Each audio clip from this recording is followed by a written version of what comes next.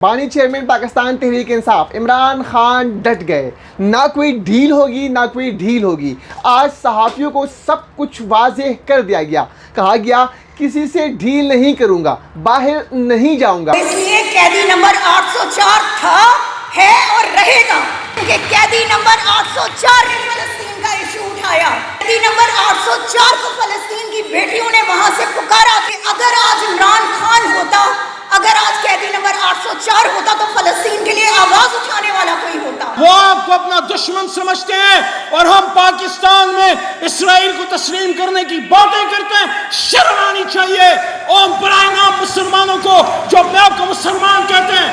میں کہتا ہوں، میں نے اسمبلی کی فلور پہ یہ بات بحیثیت منسٹر کی تھی۔ حکومت میں جب وزارت ہاتھ میں ہو تب پتہ لگتا ہے ایمان کی بات کرنا کتنی جرت یا بہادری کا کام اور توفیق اللہ دیتا ہے۔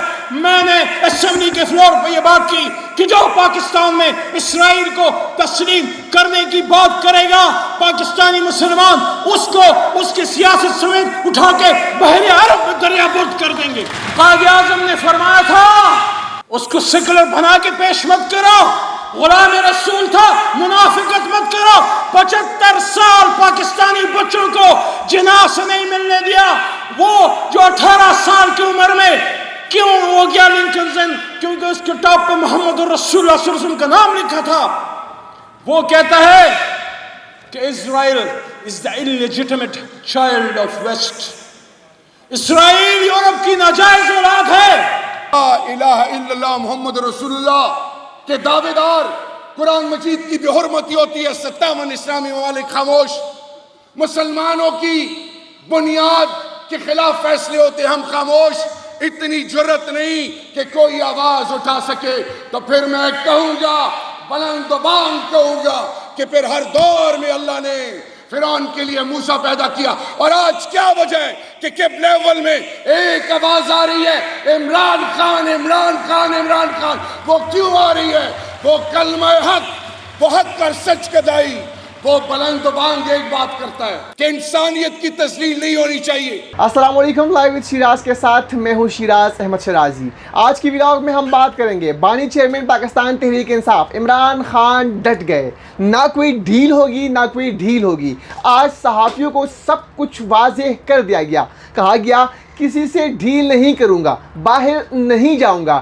باہر جانے والے شہباز شریف، نواز شریف اور زرداری ہوتے ہیں۔ آج عمران خان نے سب کچھ کلیئر کہہ دیا ہے۔ عمران خان نے کہا کہ 18 مہینوں سے کہہ رہا ہوں کہ مذاکرات ہونے چاہیے، لیکن مذاکرات کے لیے کمیٹی بنائی گئی ہے۔ 3 نام ان کی طرف سے، شبلی فراز، اس کے علاوہ علی امین گنڈاپور سمیت 3 نام بانی چیئرمین پاکستان تحریک انصاف نے دیے ہیں، اور یہ کہا گیا ہے کہ ڈیل کے لیے میں تیار ہوں، لیکن ایسی کوئی ڈیل نہیں ہوگی جو ماضی میں ڈیلیں کرتے آئے ہیں۔ انہوں نے ساتھ ساتھ یہ بھی کہا کہ ڈیل ان لوگوں سے کرنا چاہیے جن لوگوں کے پاس اختیار ہو۔ بانی چیئرمین پاکستان تحریک انصاف عمران خان نے آج ایک مرتبہ پھر سے چیف جسٹس آف پاکستان فائز عیسیٰ کو بھی آڑے ہاتھوں لیا۔ کہا گیا کہ پاکستان تحریک انصاف سے بلے کا انتخابی نشان چھیننے والا بھی فائز عیسیٰ ہی ہے۔ انہوں نے کہا کہ بانی چیئرمین پاکستان تحریک انصاف کھل کر بولے کہ ہمیں اعتماد نہیں رہا۔ بانی چیئرمین پاکستان تحریک انصاف نے کھل کر یہ بھی کہا کہ فائز عیسیٰ ان مقتدر حلقوں کے جو ہے اہم بلے باز ہے اور ٹیم بی کا کردار ادا کر رہے ہیں۔ یہ بانی چیئرمین پاکستان تحریک انصاف کے الفاظ تھے۔ اس کے علاوہ انہوں نے کہا کہ مجھ پر اور بشرا بی بی پر غیر قانونی طور پر ایک مقدمہ جو ہے وہ درج کیا گیا، جھوٹا مقدمہ درج کیا گیا، جس کا مجھ سے یا بشرا بی بی سے کوئی تعلق بھی نہیں ہے، وہ مقدمہ درج کروایا گیا۔ آج بھی جب ہماری صحافیوں سے بات ہوئی، جو صحافی آج کے اس کیس کو کور کرنے گئے تھے، تو ان کا یہ کہنا تھا کہ عمران خان بھی آج کافی ایکٹیو دکھائی دیے اور کہا گیا کہ کسی سے کوئی ڈھیل نہیں ہوگی۔ جو ڈیل کی خبریں تھی وہ تمام تر خبریں بھی بے بنیاد ثابت ہوئی، اور آج عمران خان نے ان تمام خبروں کی تردید کر دی ہے۔ اس کے علاوہ بانی چیئرمین پاکستان تحریک انصاف عمران خان کی جانب سے قوم کے نام جو ہے ایک خط بھی لکھا گیا ہے، ایک پیغام جو ہے وہ بانی چیئرمین پاکستان تحریک انصاف عمران خان نے جو ہے وہ جاری کیا ہے۔ وہ اس پیغام میں خان صاحب نے کیا کچھ کہا ہے وہ آپ کے سامنے رکھوں گا۔ انہوں نے کہا کہ جج صاحبان سے گزارش ہے کہ میرے کیسز پر جلد از جلد فیصلہ کر لیں۔ القادر ٹرسٹ کیس ہو، عدت کیس ہو اور سائفر کیس، یہ جھوٹ اور من گھڑت ہے۔ انصاف میں تاخیر بھی ناانصافی کے زمرے میں آتی ہے۔ خان صاحب نے یہ بھی کہا کہ chief justice Qazi Faez Isa P T I کے خلاف بی ٹیم بنے ہوئے ہیں، دباؤ ان پر آتا ہے جو انصاف ہوتا ہے۔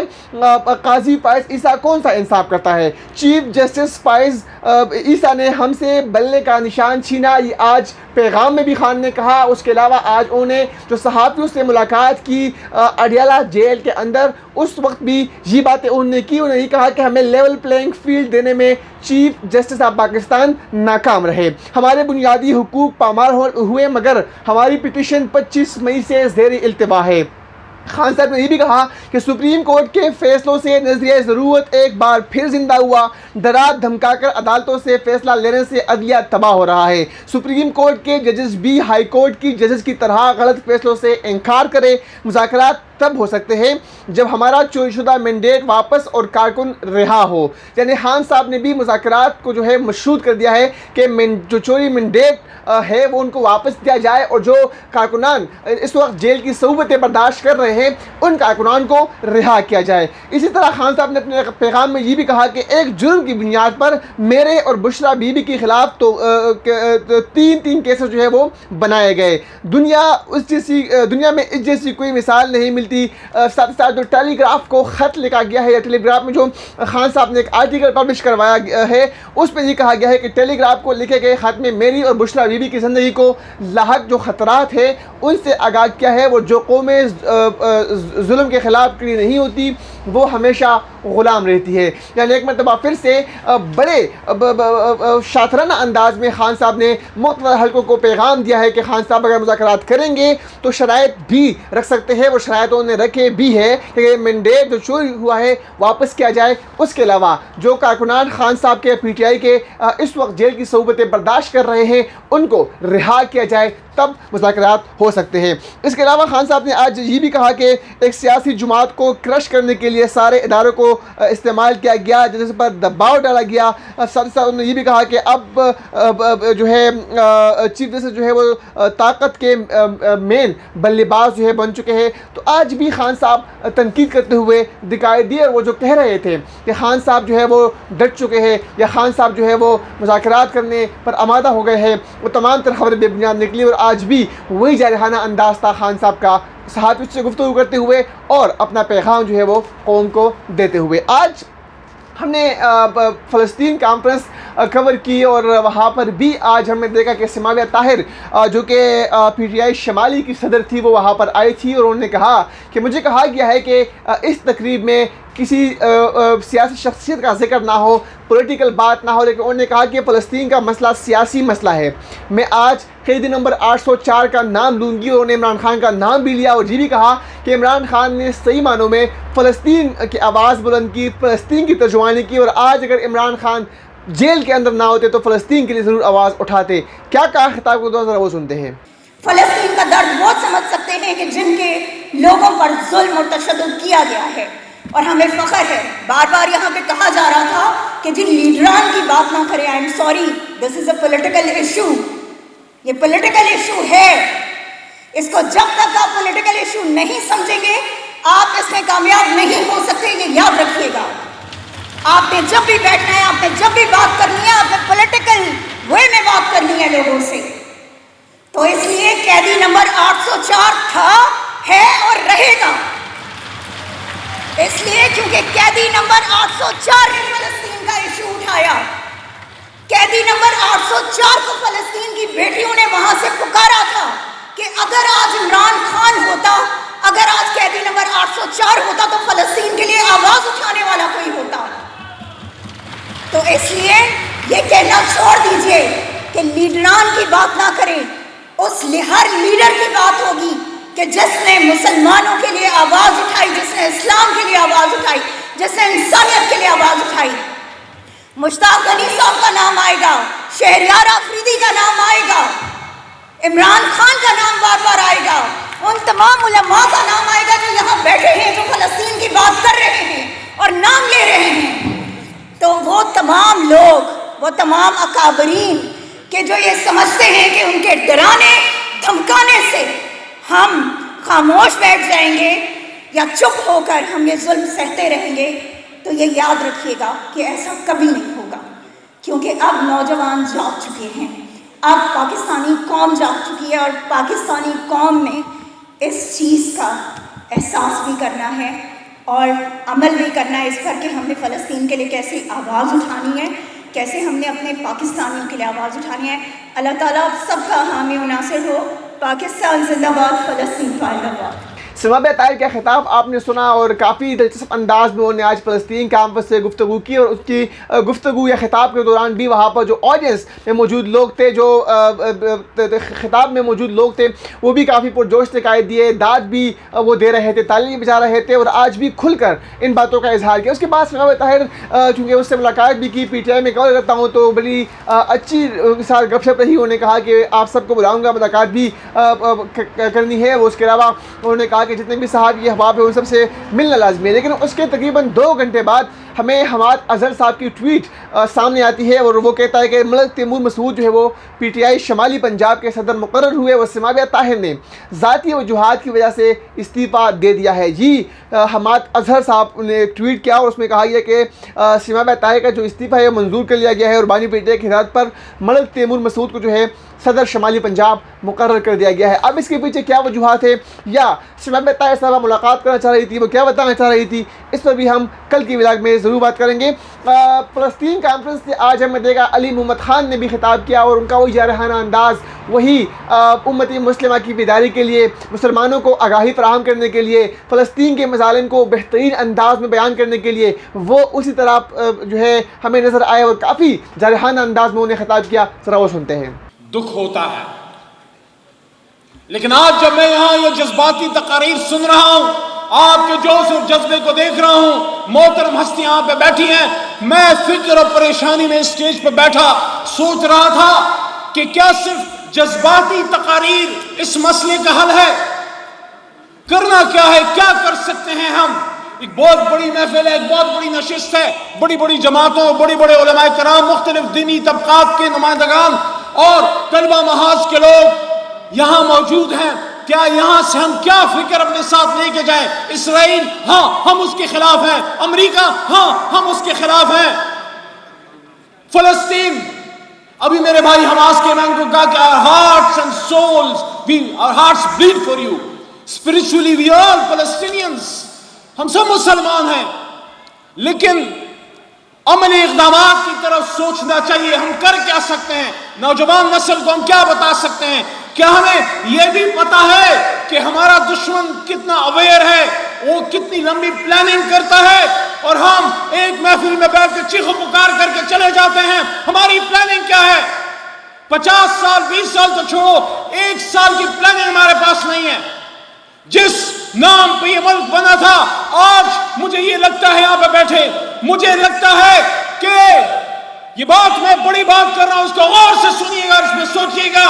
فلسطینیوں کے مجرم شاید اسرائیلی کم اور ہم پاکستانی زیادہ ہیں، اس کی وجہ میں آپ کو بتاتا ہوں۔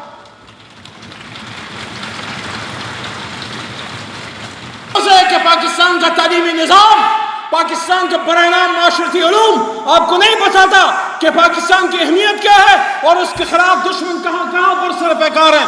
وہ کہتا ہے کہ پاکستان ہمارا نظریاتی جواب ہے، یہ ہمارا دشمن ہے، اس کو ہم نے نظریاتی اور عسکری لحاظ سے نہیں بڑھنے دینا 1969 میں۔